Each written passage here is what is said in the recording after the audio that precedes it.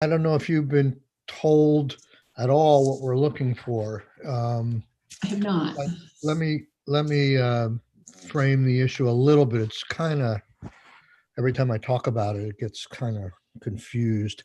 The way the House goes with its budget, they have a paradigm where they spend the money they think they can, and in H-159, which is the omnibus economic development bill, they spent a fair amount of money outside the big bill, separate appropriations, um, and they've made their decisions. They've spent at this point, at least at this point in the process, all the money they're going to spend, and it doesn't include a lot of the things that we sent to Senate appropriations. That Senate appropriations stripped out. So our money is sort of hanging out there in never land, and they've made some definitive choices already. And it feels just, I know it all works out in the end. That's probably going to be your answer, but it seems like we're sort of at a, um, uh, they've got their marker down, and we have yet on the Senate side put our markers down in terms of actual dollars. So I could try and explain it in different ways, but I think essentially. I'm wondering how the Senate Appropriations Committee relate to each other on this. If you Okay. could just talk about that. So there are, in this H-159 bill, there are a lot of appropriations from the ARPA funds. There's also in the House H-39 bill, 3439 bill, the budget bill, the big bill, are some additional appropriations of ARPA funds that your committee probably wants to take a look at. Like there's a $3 million piece for the VHIP program in the big bill from the House, which is a piece that the Senate stripped out when it was general fund, when that bill went through, I think. And so the question is, so the Senate Appropriations is having a list of all the requests that have come in. And how do you decide on, as your chamber, what goes in what bill? I think is what you're asking a little bit. Is there differences of opinion about the items that are funded in this bill, items that are funded in the House side in another bill, items that were stripped out by Senate appropriations from Senate bills that are still to be determined, because the Senate's going to start walking into its market. The Senate appropriations will start walking into the markup of the big bill tomorrow or the next day, with the hope of putting the bill out by the end of next week. So I'm not sure I'm helping much, but that's next week. The Senate Appropriations Committee is going to vote out the budget. I think so. I think, well, it might slip, but I think that's the goal potentially, to try and get the budget as close to done as possible, because it's in our committee now.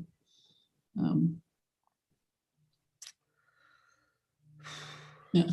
That seems very quick. I mean, usually is it just because we've all done so much work on it ahead of time, or? Well, I think it's just timing. It's just, we're done with testimony. We're into markup. And so it's just the process. It usually takes about a week and a half to do the markup. And the coordination with the other bills that are happening. So, I mean, that's just my sort of general understanding of what we're targeting.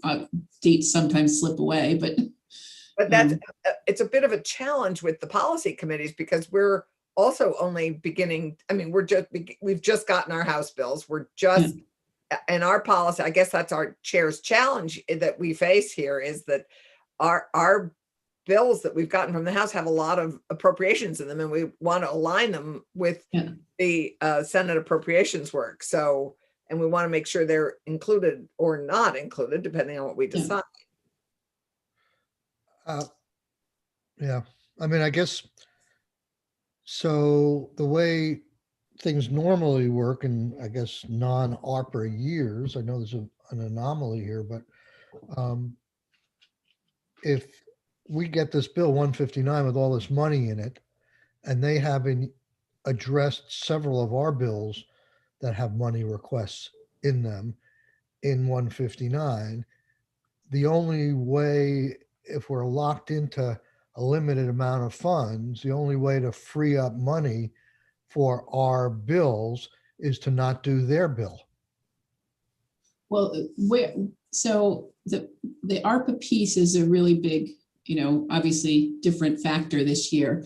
So normally when we're talking about general fund, you are very locked in, and that's the reason the Senate Appropriations does a lot of stripping out of general fund appropriations when bills come through, because that is a very limited pot of money.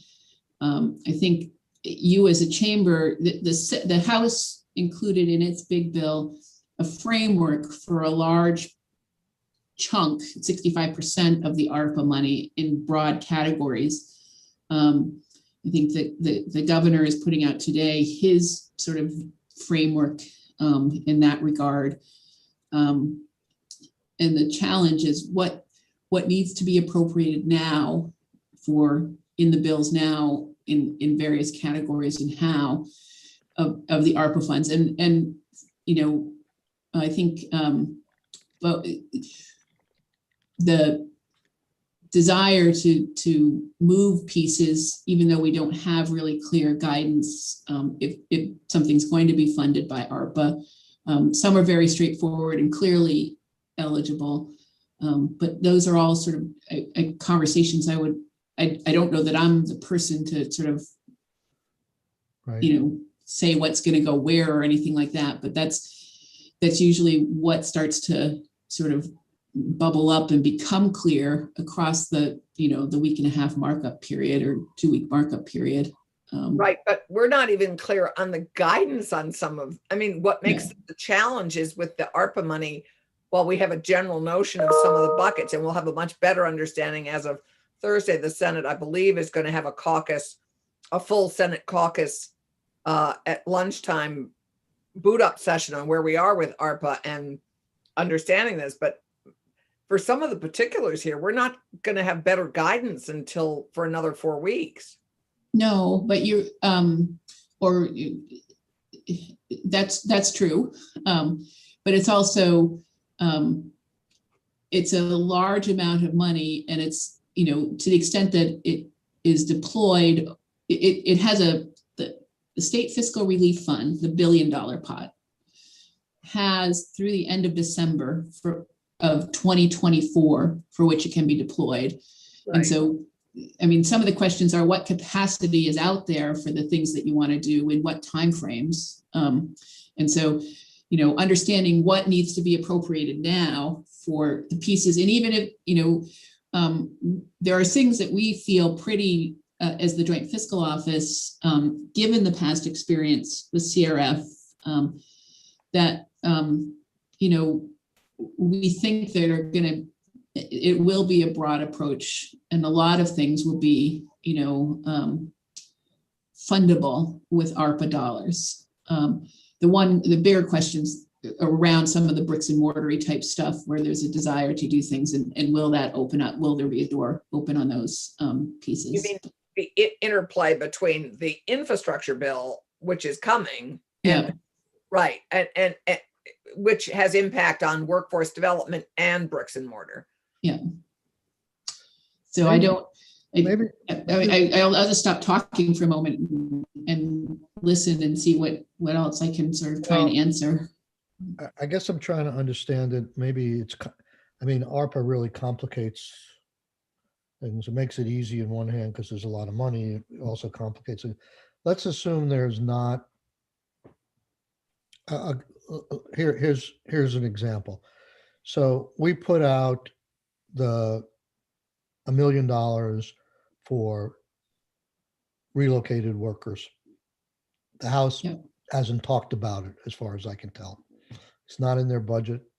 The committee hasn't talked about it. They have our bill now.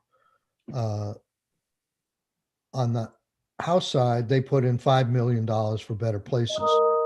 We're just talking about it now. It's not in the budget bill, but it's in an appropriation that's come over. I assume when you say you've taken testimony and you're ready for markup, you haven't taken any testimony on that $5 million because Right. it's outside the budget bill. Only to the extent that it was part of the governor's recommend when ACCD came into to the committee on their budget proposal for FY22.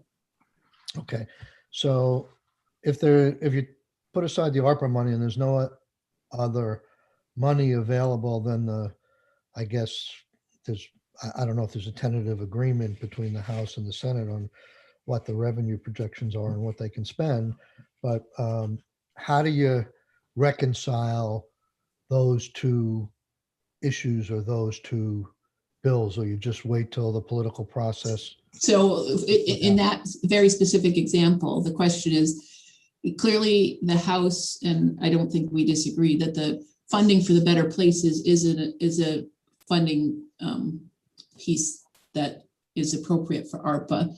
It may be, the question is the relocated worker piece something that could be funded with ARPA? I think it complicates what I'm trying to get at question by you assuming one or the other is not ARPA. Let's assume neither are ARPA.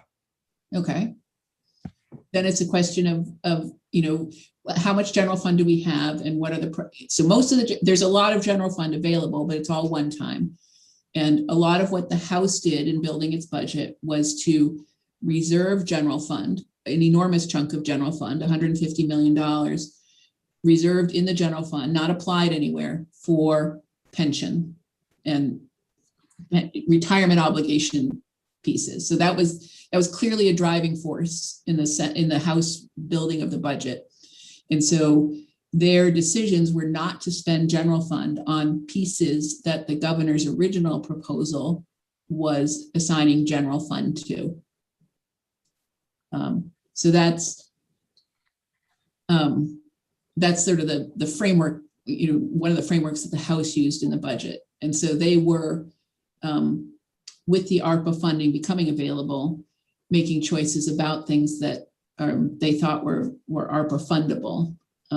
So on the Senate side, I think when the Appropriations Committee strips out the appropriation for the bills that have gone through, they remain on the ask list in the Senate Appropriations Committee. And I don't know how to step away from ARPA right now. I mean, that question of the relocated worker funding for FY22 is one that if there's a strong feeling that it can't be funded through ARPA, then it becomes how much of a priority is it in the total Senate appropriations approach to the general fund for FY22.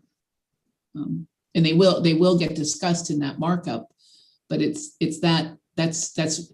basically what they're doing is making those decisions sort of line item by line item about what is prioritized first and how much. The box of the general fund is always a very set box against the forecast, and it's a very different year because clearly the forecast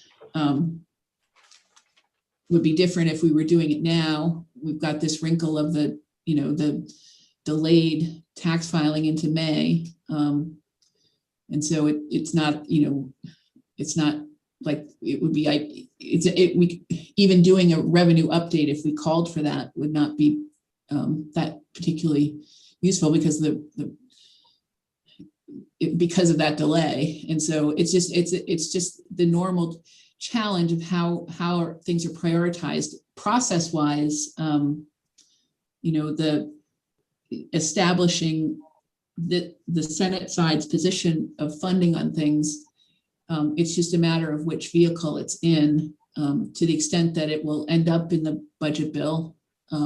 For example, on the relocated workers, I don't know if it will, but if it did, then that would establish the funding sort of position, whatever that dollar amount would be in the Senate and whatever the funding source would be. I'm just using that as an example. It's all very confusing, and as much as I wanted to understand it from a perspective traditionally and not with ARPA, I think ARPA really does change the whole equation where in the past you may have to pick and choose between general fund things to fund with the general fund, When it's, general fund yeah. limitations. Now you have potentially a third choice of whether or not you want to save as much ARPA money or general fund money into the future, and whether you want to spend it now, you possibly can do all the programs is a possibility too. Yeah. It depends how you define your box, I guess. It is, you know, do you, you know, since this ARPA money is basically 3-year money, how do you approach it? Right.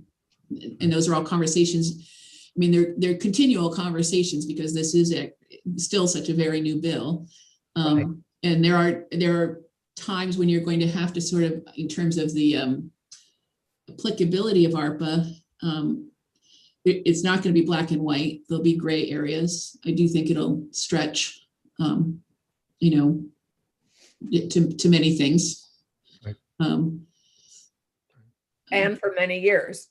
Yeah, and so that's how do you approach that? And what the House passed in its H 159 appear to be all just FY22 appropriations.